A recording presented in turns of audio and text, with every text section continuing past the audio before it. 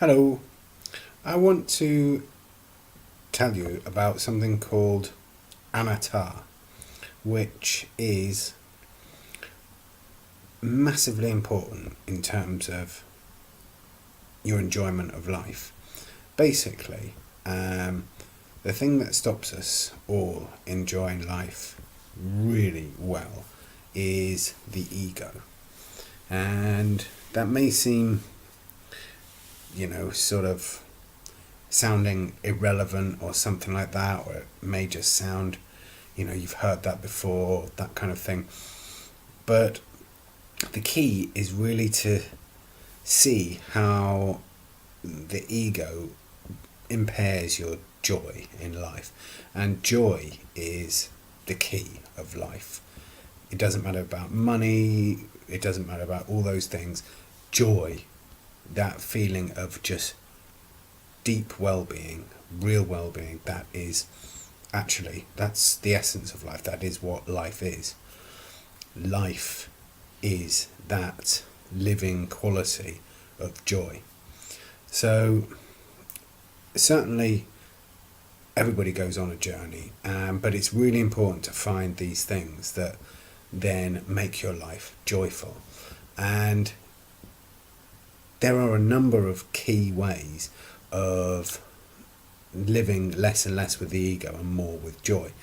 And a really key way is to see that there are two things at play, if you like. One is your complete involvement in the whole of life as it is, and that means a oneness of complete unity consciousness, as it's often called.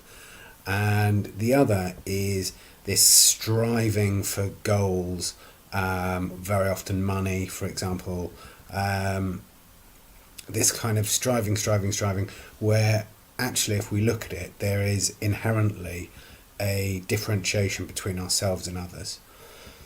And it never gets us anywhere. We might think it does for a little while, but it never actually does get us anywhere. It always only gets us to the point of giving up on that and going back to a unity consciousness, which is where we then feel joyful again. And very often people try and find this in alcohol or drugs, at times at least anyway. Not exclusively, but that can happen.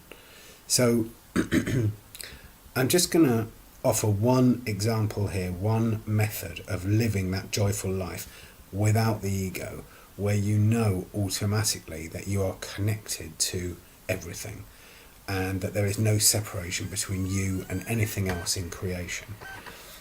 And this is the goal of life. It really is. This exercise is from the Buddhist tradition, and it's called Metta Bhavana. And what that means is cultivation of kindness, or loving kindness. Ultimately, underlying all of creation is a cosmic love.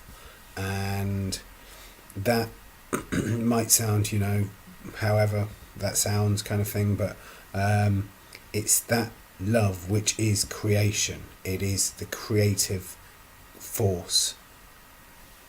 It is life. It is all intelligence.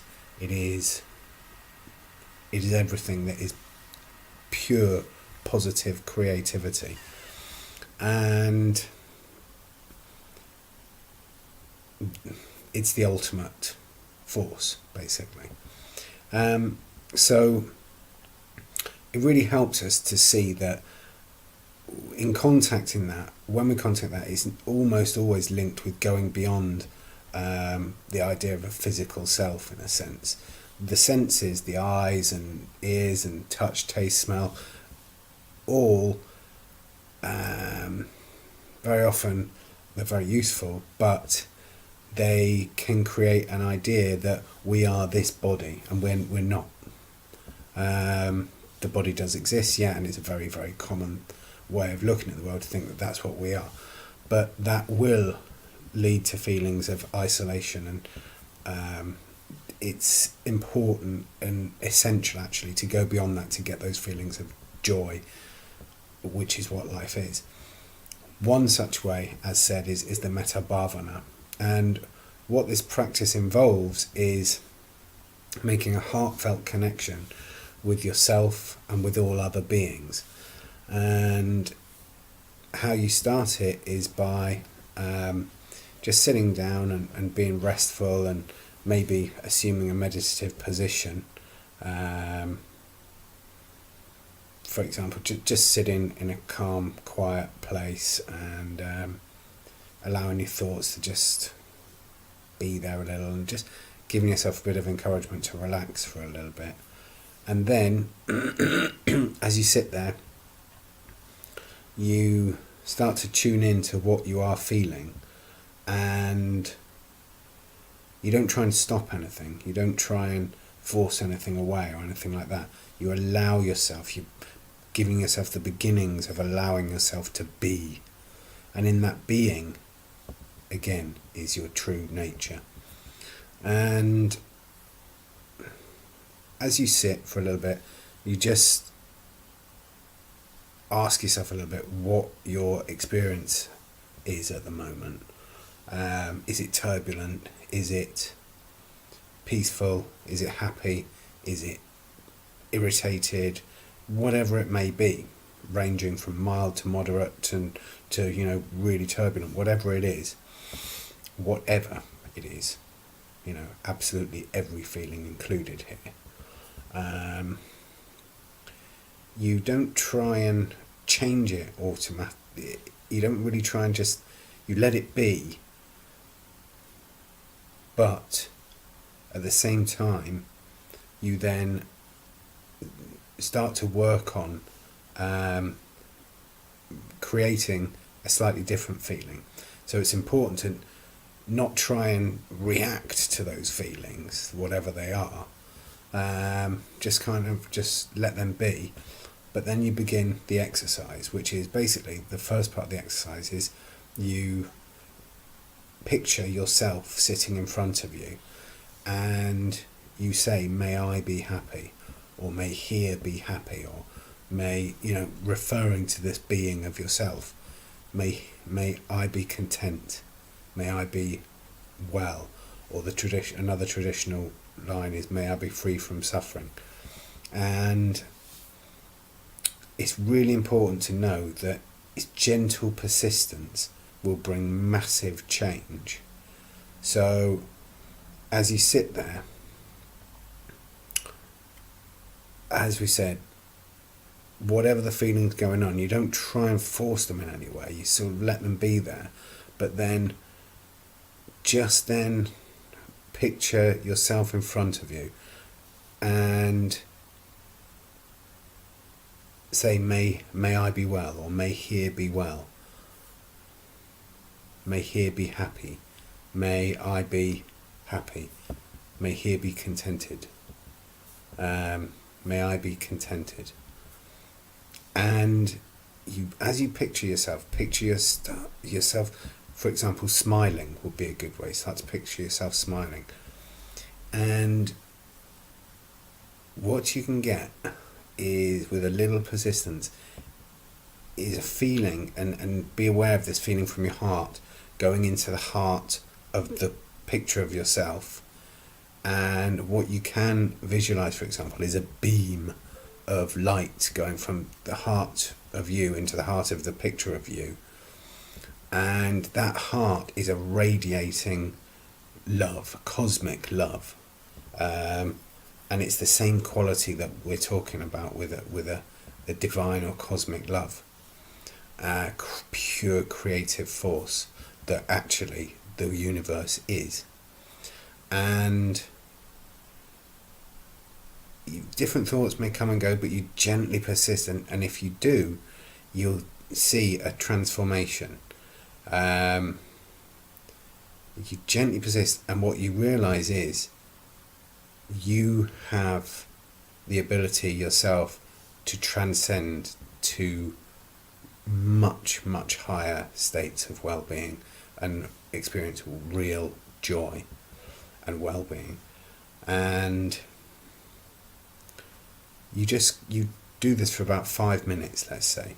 Your thoughts may come here, but you gently bring your thoughts back to that, building a feeling of loving kindness, well-being towards yourself. Then after about 5 minutes, you then picture a good friend in front of you. You can imagine yourself next to them, but a good friend. And again, you do the same. May here be well, may here be happy, may you be well, may you be happy, may you be contented. And you nurture those feelings. You allow them to develop, and they will develop because they're naturally there. Even no matter how you're feeling, whatever ups and downs or turbulence or whatever, those natural feelings are there. So you build then the same feeling for a good friend of yours. Then you can take the heart, that beam of light from the heart, and go from yourself to your good friend. And that beam of light is so powerful. And as you do that, then you can also then connect from your good friend to the picture of you created before. So there's this beam going from between three people in essence. And then you do it with an acquaintance. You take an acquaintance, somebody you don't really know that well, and you visualize the same thing. You say, may you be well, may you be happy, may you be contented. And you just allow this building up of good feeling, kindness, loving kindness to the person you hardly know. And you will see how things transform and how transformation is totally possible within yourself. And you access some sublime feelings, absolutely healing feelings. And then you can do it, the fourth person, you can take somebody that you're feeling a bit of difficulty with at present. Somebody that you feel there's discord or disharmony, and you do the same. And then again with the beam of light, you try and connect that from your heart to the hearts of all of those, and from each one of those to everybody else. So there's a real web of beams of light going from each heart. And it might sound silly, but if you keep doing that, you will find an absolutely, even if you don't get it at first, you will come upon an absolutely transformational power that lies within everybody. And in the traditional Buddhist model, then you go from this 5 people in a sense to extend it outwards. Then you go then to connect everybody who's in the house that you are, and you bring them into that circle, if you like. Or you may choose a slightly different way, but you include them in that well-being. And then you broaden it out to the town that you're in, and you at least have a sense of including everybody in that. And then you broaden it to the country you're in, and you keep going, and you include animals, you include all beings that you can possibly imagine. And you go for, maybe for about 20 minutes or something like that. You could go for a lot longer if you wanted to, of course. And then you can include other planets. You can include the whole cosmos, at least get a sense of complete inclusion of everything that exists. And in the Buddhist model, you could include beings that are no longer, or what may be spirits, for example. You can include absolutely everything, and it is the power feeling of pure goodness that you can build up is so transformational and healing. that it is just it's incredible. It can easily be the most powerful thing you've felt, and as you build this over days and gently persist with it, you will see that any habitual thoughts that you have get changed, and you will also see that you have access to this power, if you like, anytime you want. And so a very good one is it works when you just picture yourself and kindness towards yourself. And what you'll see is that that kindness is such a pure feeling that it transcends the ego. And that's the exact point of it, is that your ego then gets transcended so that you're in your true state, you're your true you. You are in a divine state rather than an ego-based state where there exists separation. And being able to draw on this is an absolutely life-changing experience, because you can, as I say, access that always. And the more you do it, the more you know that there isn't really the ego-based you or the small self. There is only you in condition with all other beings. There is no separation. There is just a collective being. And it's the illusion that we are separated, and it's that illusion that creates untold pain and suffering for people. And it's utterly possible to transcend that and to exist on the level of total joy. And if you found, for example, that religion is not speaking to you, or that you can't quite access those feelings, that's a really, really good way to do it. And on your personal development, that is an absolutely life-changing exercise. So it just enables you to experience, not sort of cognitively or intellectually understand, actually feel that you are linked to all beings that exist. There is no separation. Regardless of how that may sound, you actually experience that there is just a wellspring of joy that unites all creatures, and indeed that all creatures are actually one. And in that is a healing power so strong that anybody who's suffering from anxiety or anything like that, or any difficulties on a mental level, mental health, that's key to it, is very often the mental issues or mental health springs from a sense of separation. Even though that may not seem intuitively true, you can, as soon as you remove that feeling of individualness and sense that you are, and know that you are part of one whole being, you feel so much joy that it's not very possible to feel any sort of difficulties or anything like that. And it's another reason why people talk about practice. You hear practicing Christians, practicing Buddhists, or that kind of thing. Whether you're religious or not, practicing a method like mindfulness or this development of loving kindness, the Metta Bhavana, is really important, because in growth as a human, as any being, it doesn't happen, for most people anyway, without a degree of effort. And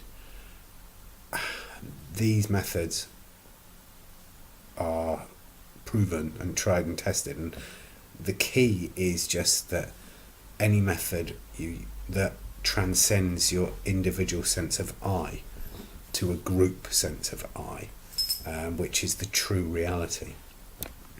Anyway, so that's really that exercise, and it does change life absolutely, because it creates chemicals within you that are purely positive. It releases all forms of endorphins, and basically being in your true state can only be a state of joy, and with joy is joy on all levels, and there's complete healing. If you thought there were issues that you had and you felt anger or anything, or all those kind of things, it's a key way of learning that sometimes you hold the anger yourself, and it's a decision sometimes to let that go, because the ego doesn't actually exist. The concept of anatta in Buddhism shows us that there's no phenomena that actually exists apart from in relation to another phenomena. No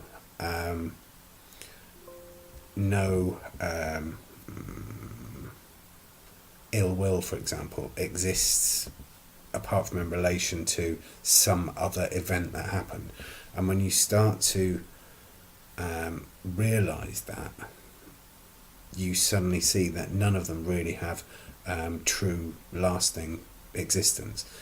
And anatta or shunyata both show that it's illusory. All the imagined ill will is just an illusion, and we're very able to let that go. And again, it's the ego that holds that, and beyond that is the unconditioned level, and the unconditioned level of life is pure cosmic divine love, grace. So it's a very, very beneficial concept to understand, anatta and shunyata, the non-existence of anything apart from in condition and in relation to something else, and is a real life changer. So those are just some absolute life changers: shunyata, anatta, and the Metta Bhavana, or the development of loving kindness, to move past the ego and to show that your true state is invincible, eternal, and utterly joyful.